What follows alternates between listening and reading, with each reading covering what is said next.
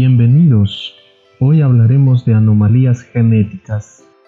Como sabemos, el ADN tiene la información que permite el funcionamiento de los organismos, pero también muchas enfermedades, síndromes y malformaciones se producen por daños en el ADN.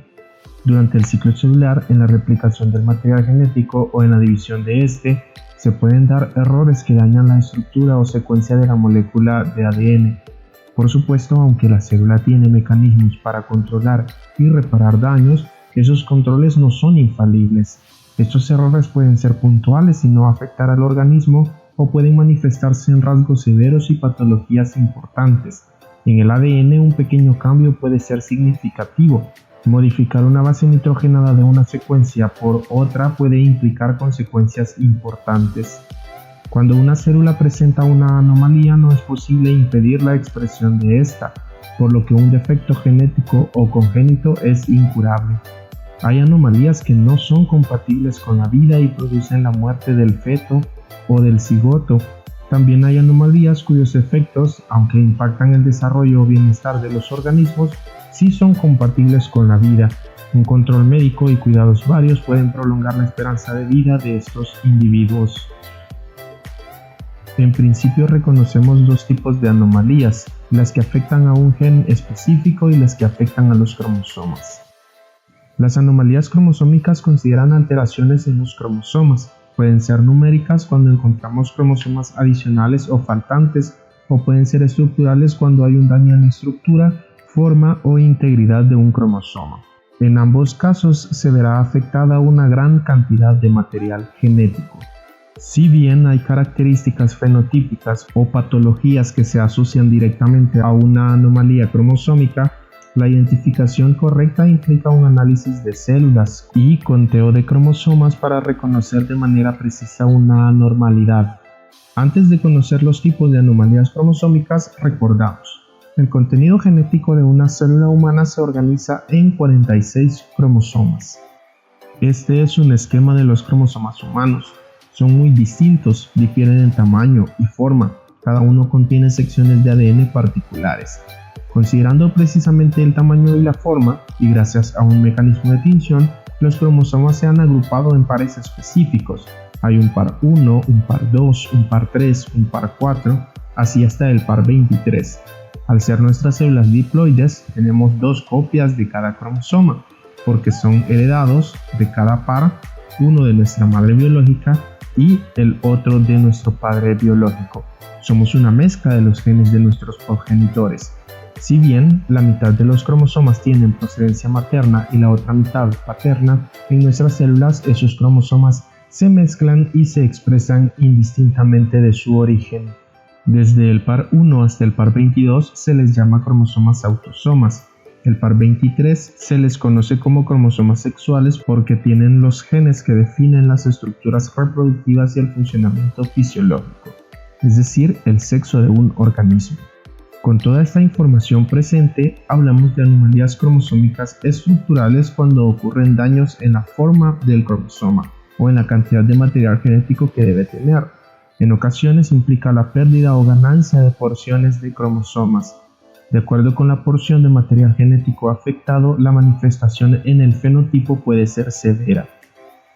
Las deleciones implican pérdida de una porción del cromosoma. Por ende, el cromosoma en cuestión tiene un tamaño menor al normal. Se les llaman monosomías parciales cuando es un segmento de tamaño significativo el perdido. Las deleciones suelen producir afecciones graves porque además de perder genes importantes para la actividad biológica de un organismo, pueden propiciar la expresión de genes recesivos. Si un individuo es heterocigoto para un carácter, tiene un alelo dominante y un recesivo. Si la deleción ocurre en la porción del cromosoma que tiene el alelo dominante, el recesivo no tendrá impedimento en su expresión. Algunos alelos letales pueden expresarse por deleciones. Las duplicaciones implican secciones de ADN que se copiaron normalmente y por un error vuelven a copiarse, produciendo exceso de material genético. El cromosoma tiene un tamaño mayor al normal. Las duplicaciones suelen ser más viables que las deleciones porque no hay material genético perdido. Sin embargo, se han asociado a diversos problemas de salud. Generalmente ocurren en la síntesis de ADN. La inversión es movimiento de material genético. Una porción de ADN de un cromosoma se rompe y vuelve a unirse al cromosoma al que pertenece, pero de forma invertida. Las inversiones pueden afectar la continuidad de un gen si la porción invertida corresponde a un segmento de ADN codificante. Las proteínas sintetizadas partiendo de esta cadena de ADN se interrumpirán o no tendrán su conformación primaria normal, y como sabemos, la estructura de una proteína es clave para la función biológica que desempeña, por lo que la consecuencia de una inversión implica impedir la expresión de determinados genes. Si la porción invertida es parte del ADN no codificante, que sabemos que hay grandes secuencias de nucleótidos en las células, entonces la anomalía no se expresará. Es un tanto complejo determinar de manera específica por qué se rompen porciones de ADN de los cromosomas, pero en la gametogénesis esto aparentemente es un proceso normal. En la translocación, dos segmentos de ADN de cromosomas distintos, no homólogos, se rompen y se unen en los cromosomas no correspondientes. Es como un intercambio de segmentos de ADN entre dos cromosomas no homólogos. Las translocaciones pueden no significar afecciones importantes al no haber pérdida de material genético. Sin embargo, si se interrumpen genes o se altera la continuidad de estos, sí habrá expresiones en el fenotipo. Si en la translocación no hay pérdida de material genético, se dice que es balanceada. Hay cromosomas de tamaño pequeño que se unen a otro cromosoma. Se transloca el cromosoma completo, formando una monosomía. No es una monosomía como tal porque todo el material genético continúa presente en el núcleo de la célula, aunque hay cromosomas que se han unido, ya no están como cromosomas individuales. Esas son las llamadas translocaciones robertsonianas. Las anomalías cromosómicas numéricas se identifican por un cambio en el número normal de cromosomas. Estas anomalías se originan en la anafase tanto de la mitosis como de las dos divisiones meióticas, etapa en la que los cromosomas deben dividirse, ya sea rompiendo su centrómero y dividiéndose las cromátidas o separándose los cromosomas homólogos. Si no hay disyunción, una de las células hijas en una división tendrá un cromosoma adicional y la otra un cromosoma faltante o más. Las anomalías cromosómicas numéricas sí van a expresarse porque hablamos de porciones grandes de ADN faltante o extra. Se han descrito muchas, especialmente aquellas viables, pues hay anomalías que producen de manera inmediata o en etapas tempranas de desarrollo la muerte de un organismo. En todo caso, las anomalías cromosómicas son irreparables o incurables.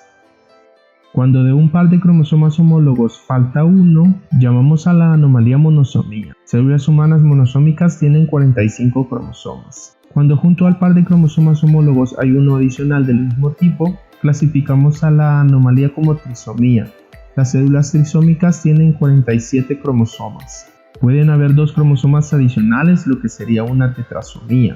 Casi no hay otras alteraciones adicionales descritas, por lo que se presume no existen. A las anomalías cromosómicas numéricas se les puede conocer como aneuploidías. Las anomalías numéricas se identifican mediante una prueba llamada cariotipo. Hay muchas condiciones asociadas a este tipo de anomalías. Hay monosomías del cromosoma X, trisomías de los cromosomas sexuales, trisomías de los autosomas como el síndrome de Patau, Edwards, Down, todos ellos descritos en la literatura clínica con sus respectivas características físicas y patologías relacionadas. También hay casos clínicos de otras anomalías numéricas, aunque aparecen con menor frecuencia, y por lo general se establece que cualquier otro desorden cromosómico distintos a los conocidos no son compatibles con la vida. También debemos señalar que una anomalía puede presentarse en todas las células de un organismo o en un porcentaje o parte de estas.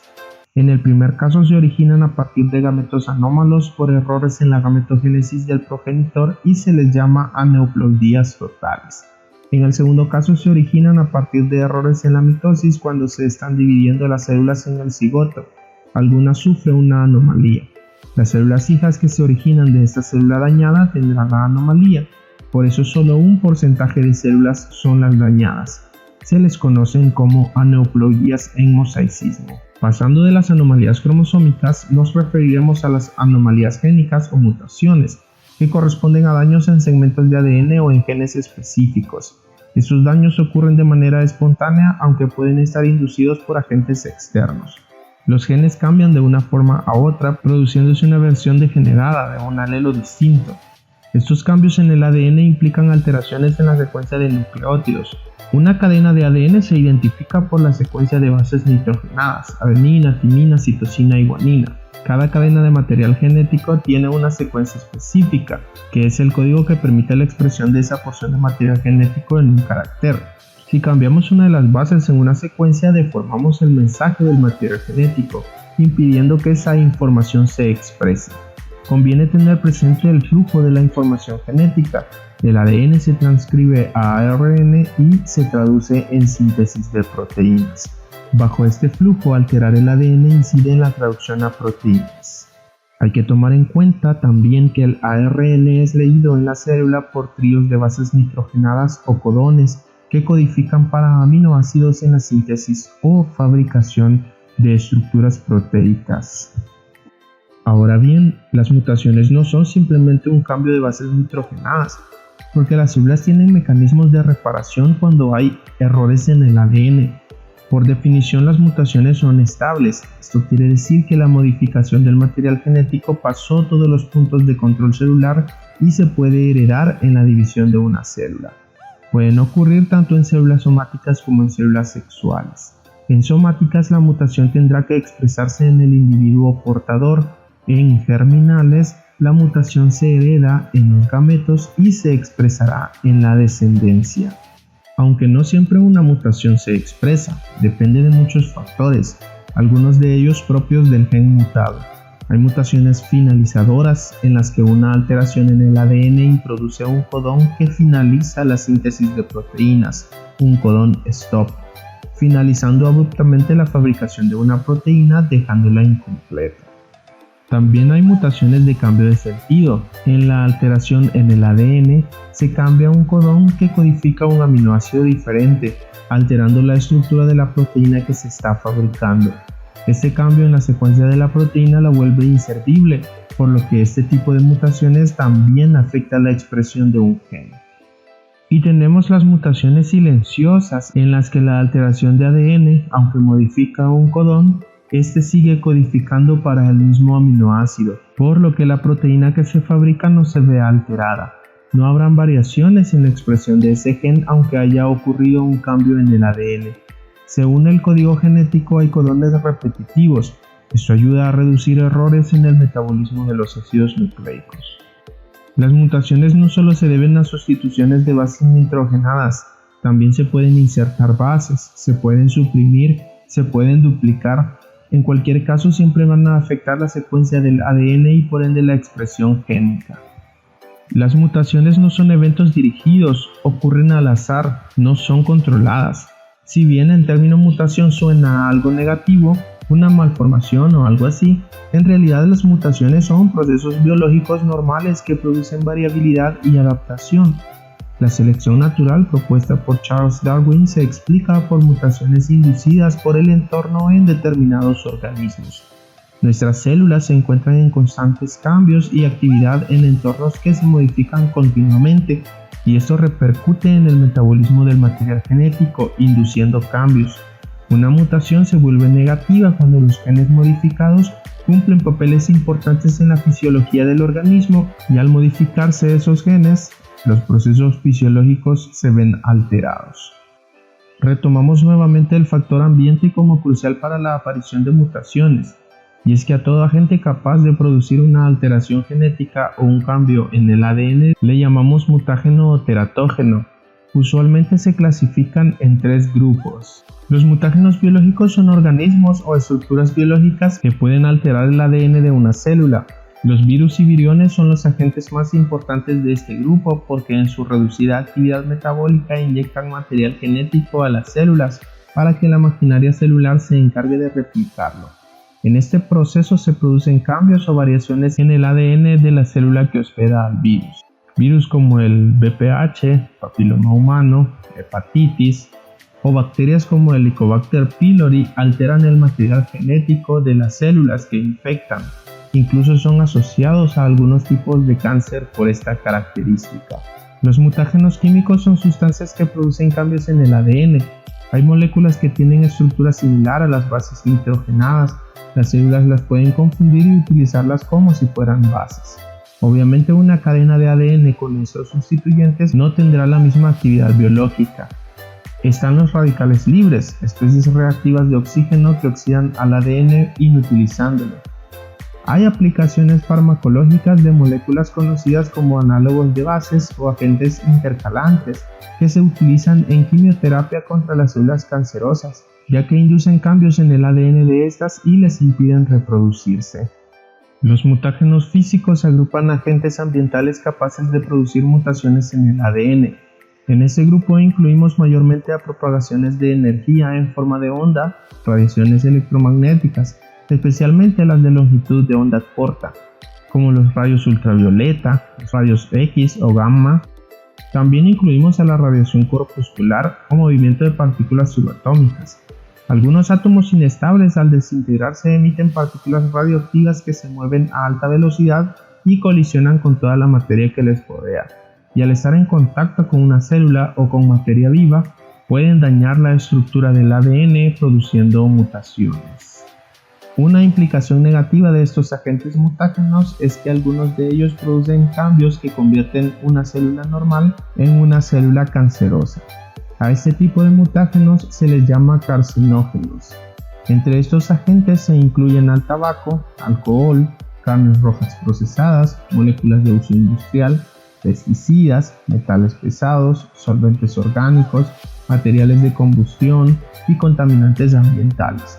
Todos incluidos en una lista compilada por la OMS como agentes que se ha comprobado su relación con la aparición de distintos tipos de cáncer. Son agentes de riesgo, algunos con mayor riesgo que otros.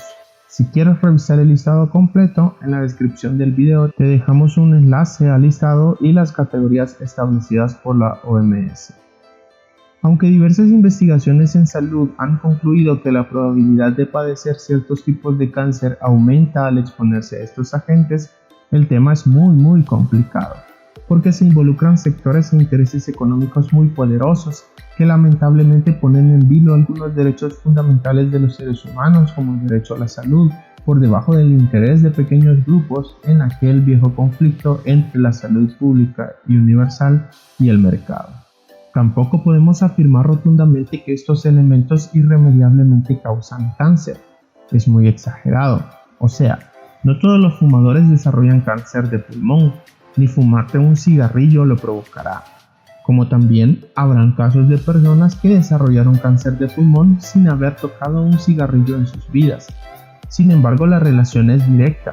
A mayor exposición al agente carcinógeno, mayor probabilidad de desarrollar la enfermedad.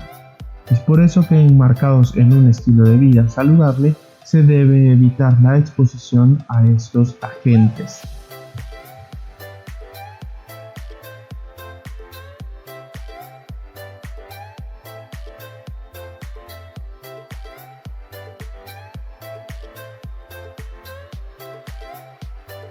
Este ha sido el tema de hoy. Cualquier duda o aporte puedes dejarlo en los comentarios.